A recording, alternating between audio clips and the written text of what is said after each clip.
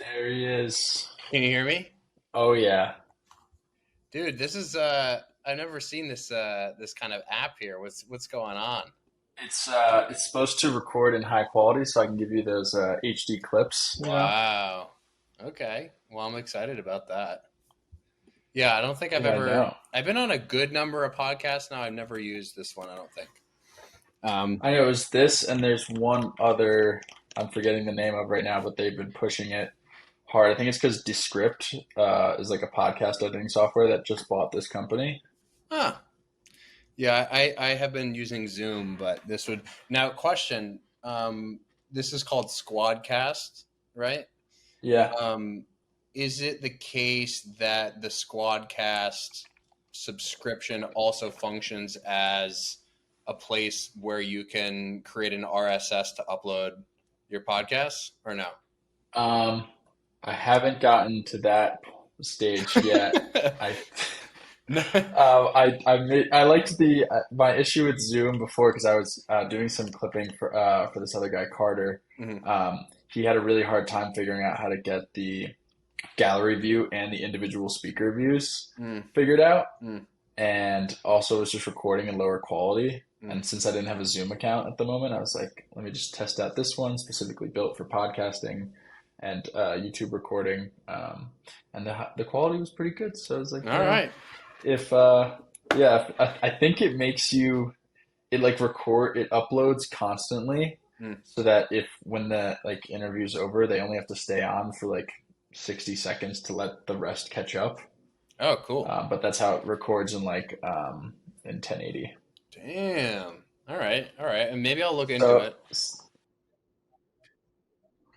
Yeah, let me know how much of a shit show it is, because there's always a cost somewhere. You know what I mean? Like, there always ends up being something under the hood.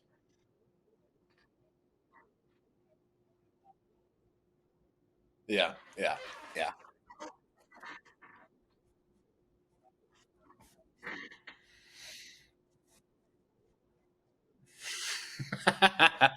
Yeah, no, I barely edit anything. What I try to do is I try to just make it so that as soon as I start recording, whatever is happening, that's just gonna get put up, and wherever we yeah, end it, whether it's natural, unnatural, there's no intro, there's no outro, because for me, kind like, of just getting the wheels rolling on that. yeah, I mean, just like it just people keep one of the things that I have become annoyed with in this process is that people like whatever you think is going to be good enough from like a production standpoint is not going to be good enough for everyone, right? There's always going to be a Yeah, person, there's always going to be 10 people that are like, you need to do this or add this or stop doing this. And with the podcast, like the deal that I made with myself and my buddy Ethan was like, we're just going to do this because we like to do it, and anything that remotely gets in the way of us 100% enjoying it, I'm just going to just totally ignore it because we're doing it for us. nice. So that's all to say that people have been continually asking for timestamps. And I'm like, I understand the desire for timestamps, but for me personally, everything is already so like distilled and edited, and how do we shorten the time frame of this information? And the podcast is like the format where you don't do any of that. Like you escape the matrix of like 30-second clips Yeah, and non-contextualized little bits and tropes, and you move in the direction of just authenticity and just whoever you genuinely are. And so to me, it's like if I put a timestamp in there, that's me admitting that, like, you can just you click on this thing, you listen to 30 seconds of it. It's like, no, that's not what I'm trying to build. You know what I mean by that, vaguely at yeah. least. Yeah. No, So 100%. It's like you're trying to get, I mean, at least a lot of people I listen to, like Chris Williamson and yeah. a little bit of, I love Diary of a CEO Oh right yeah, now. Stephen Bartlett is great. Yeah. Yeah, so I've been crushing his episodes, and I love just I do skip through because I don't like listening. I don't like watching movie previews. I skip And through if the I'm like intro. committing, I skip through the yeah, intro. Yeah. if I'm already gonna watch it, I just move through the intro and the ads, and I'm just like, all right, I'm in for this hour and a half or whatever while I'm going to the car wash, or even in the gym this morning, I was listening to a podcast. Just like while I'm doing random things, I'm like, I've committed to this entire hour and a half. I'm here to hear what they have to say, Yeah. but I don't want to spoil it. Yeah, no, I'm 100% with you. And like to be honest, it's not like Steven's podcast and Chris's podcast and obviously Rogan's podcast. Like those are all great Yeah, examples of like the first podcasts that come to mind.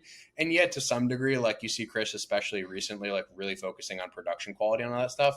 But like what you don't see is you don't see like the 5 years or however how many years he's been doing this. Like you don't see all of the iterations of like how shitty it used to be and how it sort of slowly transformed, really just based on like what he thought was best, right? And that's why those podcasts, at least to me, become popular, is they're just like these iterations of the thing that the person envisioned at that present moment. It's not like Chris from X amount of years ago could look to what Chris is doing now and copy that same thing, right? There's no way you could jump from point A to point B without having just all of the things in between being totally messy.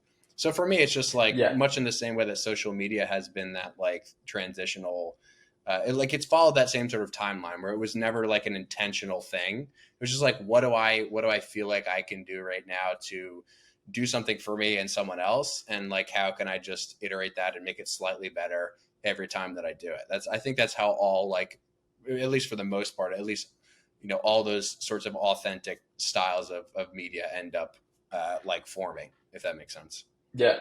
No, 100%. And I mean, I was like, right now I'm looking for a new marketing gig, and I like love music and I love like content creation and all these other like facets of both art and production. But at the same time, I'm like, what's my purpose? What should I be doing in my life? Yeah.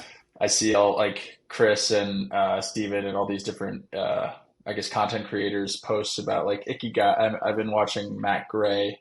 Mm, I don't know if you've seen any of his content. He's kind of like a founder system builder, so kind of helping you create systems to maximize your content creation or just your processes in general. mhm. But when I was thinking about finding what I want to do, my initial thought was like, well, I love talking to my uncle and other people who have gone and made lots of mistakes and figured out through trial and error what they want to do.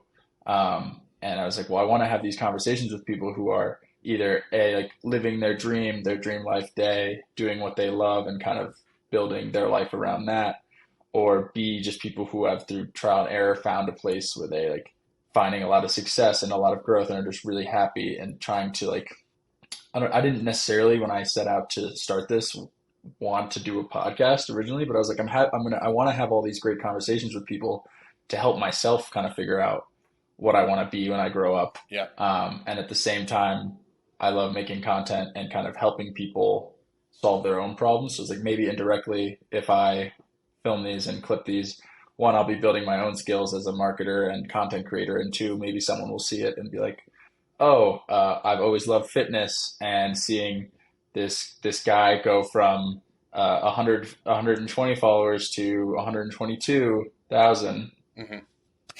Um, starting with posting memes and now Yeah. just breaking down everything. That was kind of my thought process of just like, well, maybe if I share these conversations, someone else will find it helpful. Well, that's super cool too, because it kind of, I think it's really interesting to look across like success stories, which I don't, success is like I think an ill-defined term generally speaking, but I think you know what I mean when I say success stories, like the Rogans, the Chris's, the Stevens, like all those guys.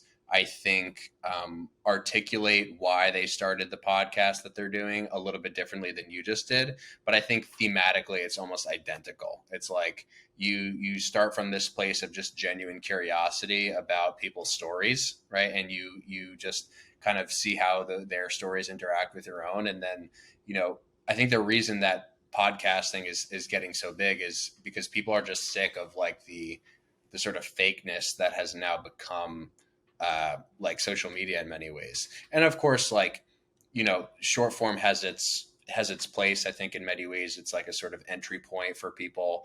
That's kind of the way that I'm looking at it now, is like, I ultimately want people to get to the long form stuff. Like that's where I want people to, so like short form for me is kind of like the fishing hook, if that metaphorically, but you know, I think it's really cool that what you described is the story that you see just over and over and over again, and people put it in different ways, but you know, I think at its root, it's very similar. So I think that's cool, and I think it's like something that's admirable to do is just to kind of go out on your own and do whatever the fuck you want to do. Not sure if I'm supposed to like curse. I don't know what your cursing rules are, Um, just for future I reference. love.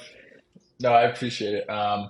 Honestly, I think as far as cursing goes, it's just like I want if I'm going to talk to people, I want it to be as Fuck. disconnected Yeah. from Fuck. I want Okay. yeah, fucking A. I want it to be as disconnected from thinking about it being recorded and Yeah. being as focused as possible as just like having a conversation with someone. I mean, um, I love this primarily too because like I haven't talked to you in a minute, but we always like I'm always seeing your social media content and trying Hmm. to engage with it, or other big milestones in your life. Um, Thank you. Congratulations. I Thank you. know. So awesome when I saw that post. You guys are you still in Japan? No, so I we're back in Jersey. We live in Jersey City. Um, you know, so basically like New York. I usually tell people like, Yeah. we're in New York. Um, but we got Because the back.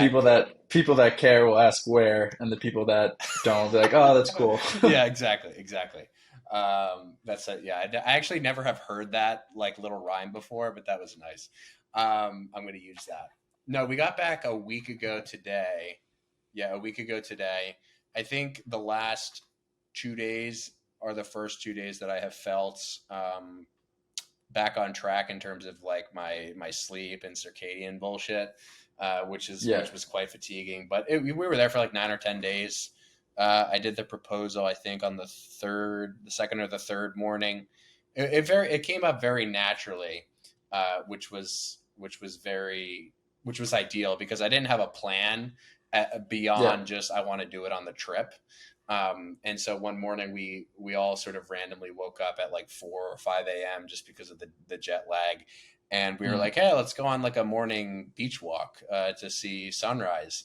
And so just imagining the possibility of like there being a cool sunset in the background, and her sister and her mom were coming with us on the walk. I was like, why not just put the ring, in my pocket? And it looks very staged because if you look at the video, I don't know if you've seen the video like precisely because a lot of people couldn't tell, but when you zoom in on Yeah. the video, we're on like this little lava rock in the middle of the ocean, and it looks totally staged. But what happened was, Audrey, just being the very adventurous gal she is, just like randomly swam out there and was like, "I'm gonna go swimming," and so that was the perfect opportunity for me to just follow her because that was what she wanted to do anyway, and I got to propose on a little rock in front of the sun. Dude, that's I know.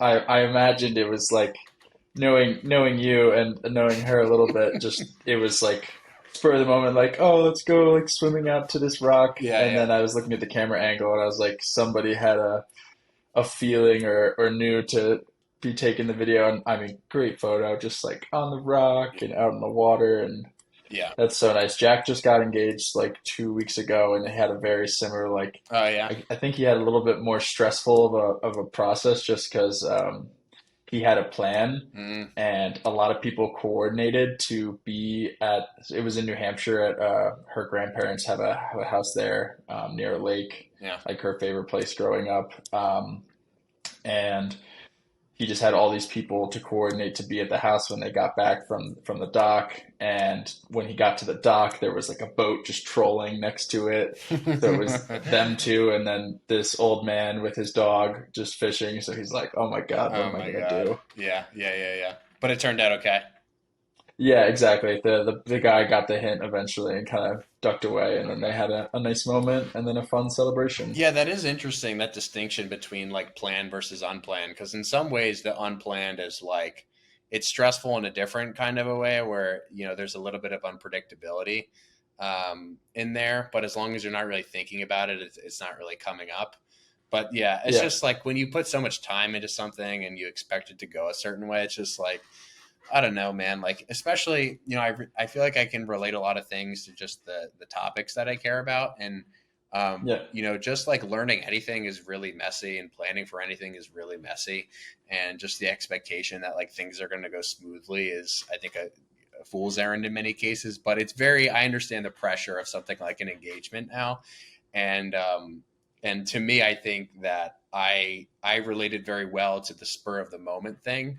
I think that I would have, like Jack, have been very stressed out if I had created this whole like orchestrated scenario to do it in. So I'm happy I stuck with my way, but I'm the last of the three boys to do it. So we're all locked in now, which is a good feeling. I know all those poor girls out of the Giannis, I know. locked out. Yeah, it's so unfortunate. Yeah, so unfortunate.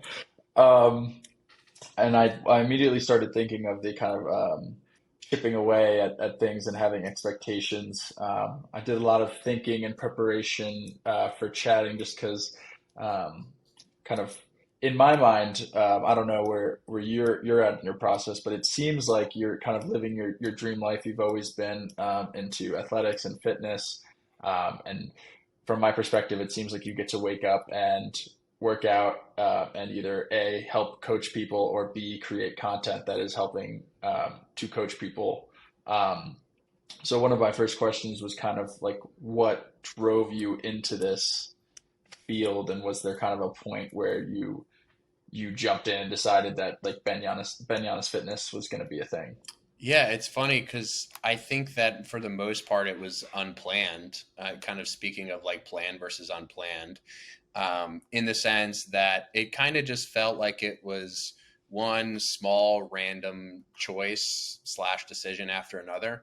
Because initially it was like I graduated from Gettysburg during COVID, which was like my whole last year was online.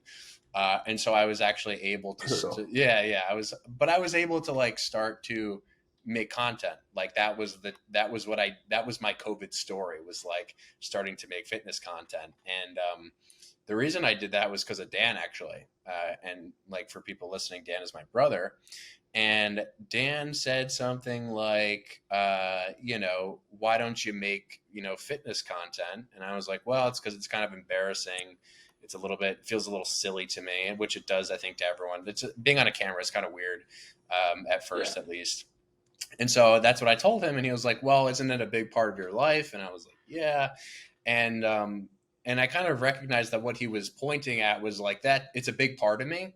And social media up to that point for me was just like a normal person thing. Like, hey, what are my friends doing, or posting about, or whatnot.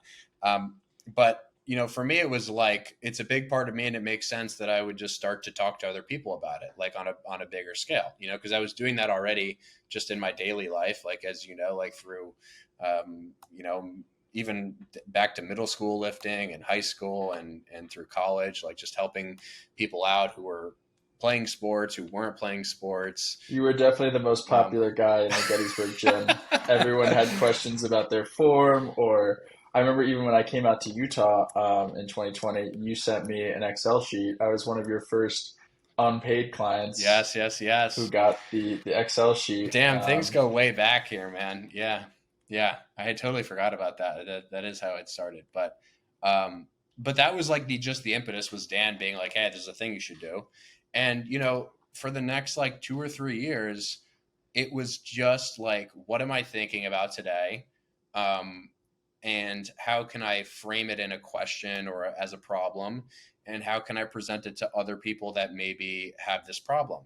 And, it was just that like small effort every single day over the course of the next like 3.5, 4 years, or 3.5 years, that I think has, you know, uh, made me end up sort of where I am now, which is basically just doing the same thing on a bigger scale.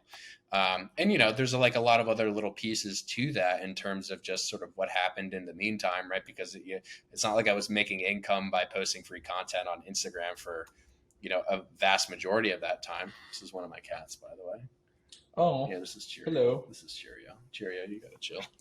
Um, and so sort of in between all of the little posts, it was mostly just gaining more experience in learning as much as I could and training as many people as I could. And that came at Gettysburg through just training and helping people that I knew, like you said, also interning in the strength and conditioning program, writing as many programs as I felt like I could for free, like I did for you and others who, I knew as friends and just people who maybe didn't know me through social media at the time. And then eventually, I moved to the city. I moved in with a couple of buddies of mine, and I was able to start working at a private gym. I was super lucky in that regard because I fell into a space that was like, it's one of those gyms where, first of all, it's not a commercial gym, right? So no one can just sort of waltz in there. It's called Hype Gym in Union Square. And there are a lot of trainers there that have like a high degree of education, like they care about their learning, and that's a very rare thing to like just randomly walk into a community where everyone wants to learn at a high level and help their clients with that information. So I was kind of tossed into an environment that was like a hotbed for people who studied and who lifted, like both at the same time, which was, I think, a rare thing. It usually tends to be one or the other. You have your researchers on one end of the spectrum, and then you have your meatheads, on the other end of the spectrum. But this was a place that was populated with both. And so, just knowing tons of trainers there, I was able to get my own clients. I was able to get referrals. I eventually built up a whole book, and I was, a personal trainer as, my, what you would call, I guess, a day job for, the whole time I actually lived in New York, and up until recently, I was just doing sessions like a normal trainer would.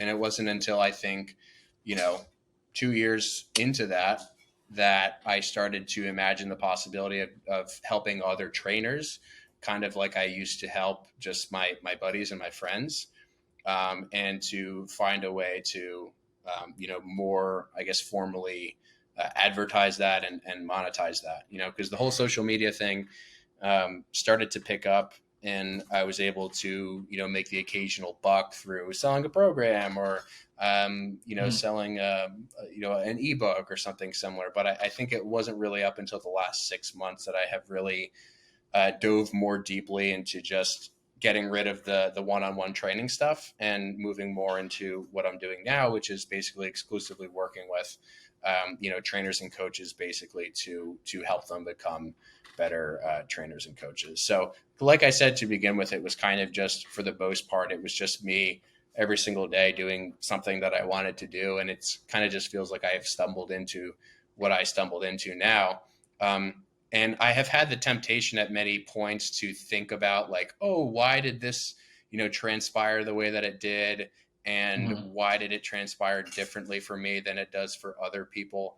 And to be honest, I think that what a lot of times happens, especially on podcasts, I've noticed, is people become very comfortable telling themselves a particular story about like how they, have gotten to the place that they're currently at.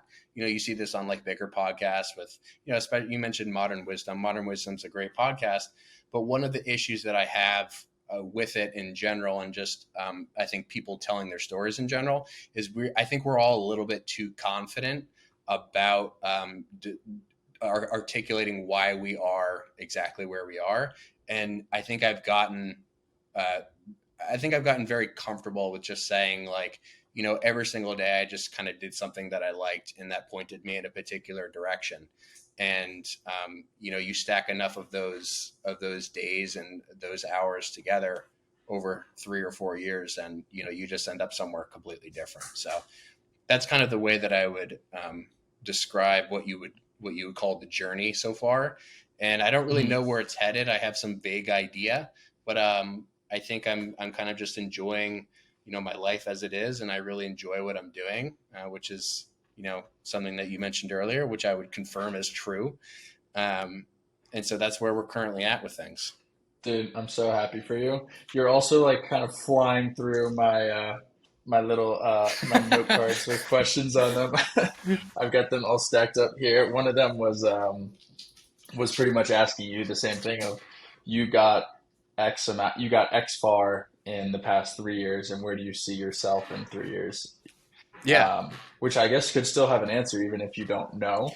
Yeah. But it seems like right now you're doing mentor programs focused more less on like business to consumer model of like teaching the average Joe how to lift into teaching others how to teach others, kind of like helping I guess the master be teaching other masters how to get better.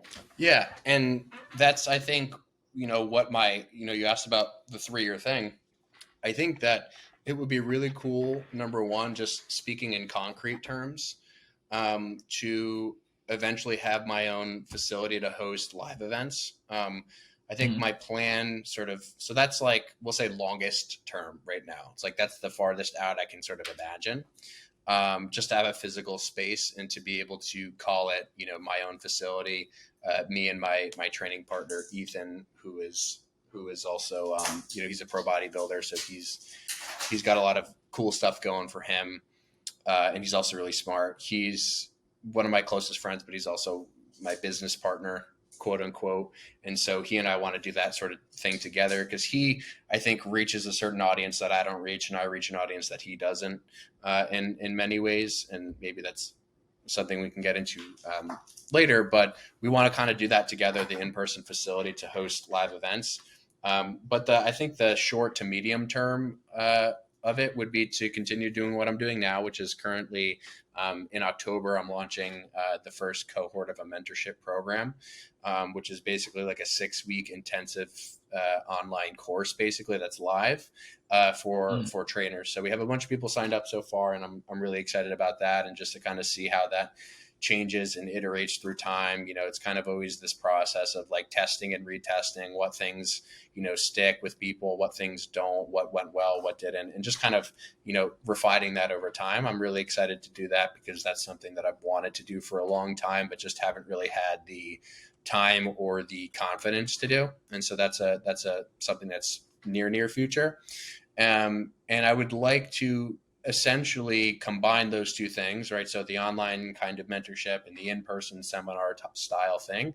And I would like to at some point mesh it together to basically make, I don't really want to call it like a certification system, but like I don't know if you know much about personal training, but personal trainers get these certifications, that have these alphabet soups, that people put behind their name, which is as a sort of tangent on its own, that concept as a whole. But I do want to create a hub for trainers as either a physical or an online or both location for people to, basically every trainer that you could imagine, from the most entry level trainer to the most advanced trainer of 10 years.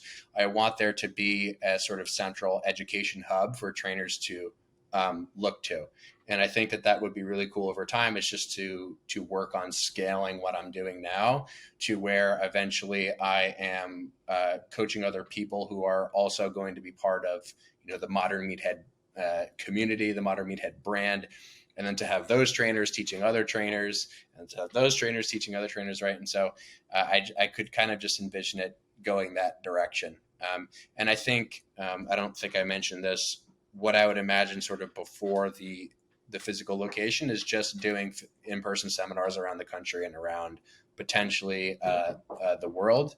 And so I've been talking to a couple of different gym owners just all around, the world, which is a pretty cool prospect. It would obviously be a big project, like for instance, I've been talking to this one guy in Australia, a bunch of guys in the UK. So it would be cool to kind of, do in-person seminars and travel to different places in the meantime, and sort of amongst all of the other online stuff that I have going on before, we have the in-person location. So all those things kind of swirling around, again, timeline a little bit vague, but those are kind of what I have my sights set on.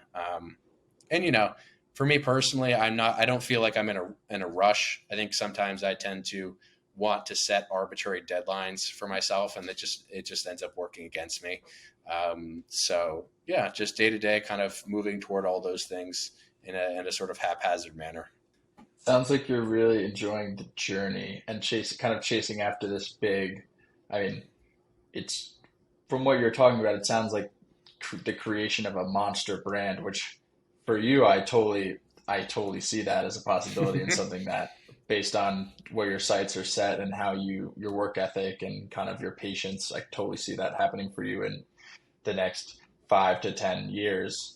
because it's this is also something you love and are passionate about working towards every day. I could easily see this developing into that type of global brand.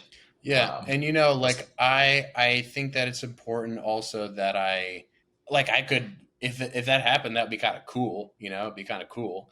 But at the same time, like I also don't see anything wrong with it just, you know, staying smaller scale. I don't again have a vision for how big I want things or could imagine things to get. Not that it's like I could have possibly have the ability to choose, but I'm just kind of trying to keep an open mind about whatever happens, just sort of trickling down from wherever it's supposed to, if that makes sense. yeah, no, 100%. It seems like if you do things the right way, I mean, it's kind of if your family had a motto, it feels like it would be the right way. I mean, all of the Giannis's are just wonderful people, parents included.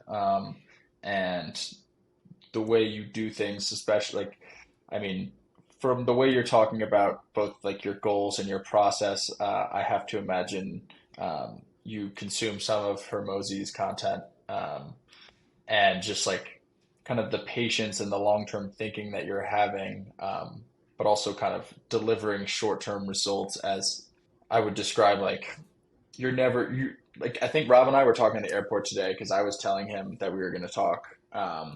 And one of the questions he asked was kind of alluded to why aren't you like selling anything, if that makes sense. Like, I know some influencers, like my example I used was that some influencers slap their logo on resistance bands, or like one of the other questions I had was you talk a lot about the kind of the straps. And I was like, there should like a modern meathead strap would go crazy. Mm-hmm. Um, but again, like when I started thinking about that, I was like, I feel like Ben is thinking much longer term than offering his audience a product that they can buy at the moment, especially if it's not like I don't know, just didn't seem like your priority at the moment. That you're kind of thinking short term, what can I do day to day to consistently deliver a great product, education, content, but then at the same time, how can I scale that up and leverage either systems or, um, yeah, Yeah, so it's how can funny. I scale that over time? It's funny that you mentioned that because just last week I had my first phone call with a manufacturer. Um, and you know, I won't say too much about the product because you know who knows who's gonna steal some ideas. But basically, it's just I forget who the first person to maybe I actually think it was just a couple of like random people that I don't know that were, you know, that are supporters of me just commenting on my post. It's kind of like how, you know, earlier you mentioned that originally I had just like sent you an Excel workout template like for free or whatever. Yeah, Eventually what happened with that was like I just kept doing that for free for people, and the people that really stuck with it eventually were like, "Hey, I feel like I should be paying you, you know, for this all this help." And so in kind of a similar way, I think a lot of people that have, you know, because some people have been there since, you know, quote the beginning, back when it was, I don't know, 2019, 2020, whatever the hell that was. You know, have been following me since then, and uh, they feel like they are now willing to just like give me their money because they've gotten a lot from me from a content perspective. so many jabs. Yeah, yeah, so many jabs. Yeah, They're ready for the right hook. yeah, and so my thought process with it was like, well, how can I provide something that's like a reasonable like price point that I can put my logo on, like you're saying, and also make it something that is actually that I believe is super valuable and that it currently doesn't exist on the market. So I do have one major um, thing in the works in terms of like products, but who knows how long of a timeline that will be. Which Um, I'll take a screen I'll take a timestamp and I'll bleep it out for you yeah, yeah. if you want to talk about it, but you also don't have to say what it is. Yeah, well, I mean, it's basically just an improved version of a product that already exists. There's just some minor tweaks to it. Would be like a very niche thing to describe. But you Got had it. mentioned the concept of a strap. You know, I call them anchors. Yeah. It's not too distinct from that category of things. So you know, it won't be. Nice. I don't anticipate it being a super difficult thing in terms of the manufacturing, but have been talking to this guy for a little over a week now, and he's done a lot of things for a lot of other people. So I know I'm in good hands with him. So that is something that is on the radar. And then I would say, most of the things that I've been quote selling are just little bits of education here and there, and amongst the online courses. But the online Yeah, courses are like, they're not really for just the normal the human. average Joe. Yeah, that Yeah, wants to like lift weights. They're a little bit more niche and a little bit more specific.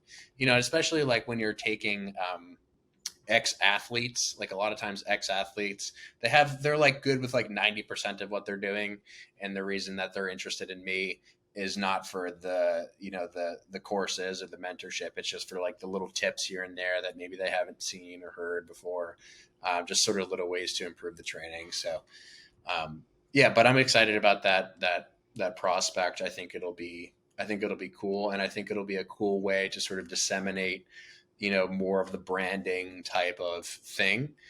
Because now I feel like I'm at a point where I'm very comfortable with the message and the authenticity of the brand. It's not something that I just pulled out of my ass, to put a name to something, which is kind of why for the longest time I didn't like do any sort of branding. It's just yeah, me. And I think for the most part, it still is just me, but I think people are finding more community in that concept of like the whole modern meathead thing, which is pretty exciting to think about. yeah. I've been seeing all the content reposts, and I love kind of like seeing on your page not just your own content reposted, but other people working out using your techniques and either hashtagging or writing like modern meathead Yeah. or just meathead or whatever. Like just kind of starting to have that user generated content where you're not begging people to do it; they're just doing it because they're proud to be a part of a certain community. Yeah, it's really if I think about it too in depth for too long, it does make me like very emotional, because on the surface it's like a very, oh, this person like tagged you and they reposted this thing that you put out. But on a little bit of a deeper note, it's kind of like I have had, an influence over something that this person decided to do today, and they found a way to make something that they were already doing a little bit better.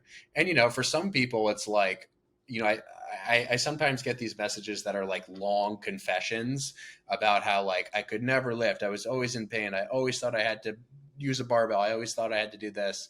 And since finding your content, now I don't have pain lifting. Like those things, I think span very widely beyond just the scope of like what you're doing in the weight room. Like for a lot of people, being in pain is like a totally debilitating, life altering thing, and being able to like feel strong in your body and to feel like you are moving toward a goal in some physical way, it's like there's nothing that is quite like that experience. So just to be able to see that other people are taking the time to actually be careful about what they're doing, and just to put a little bit more thought into what they're doing, and to do it in a way that is contextualized and appropriate in a way that makes sense, is like, it's just such a cool thing to see people, that I've never met in person, doing.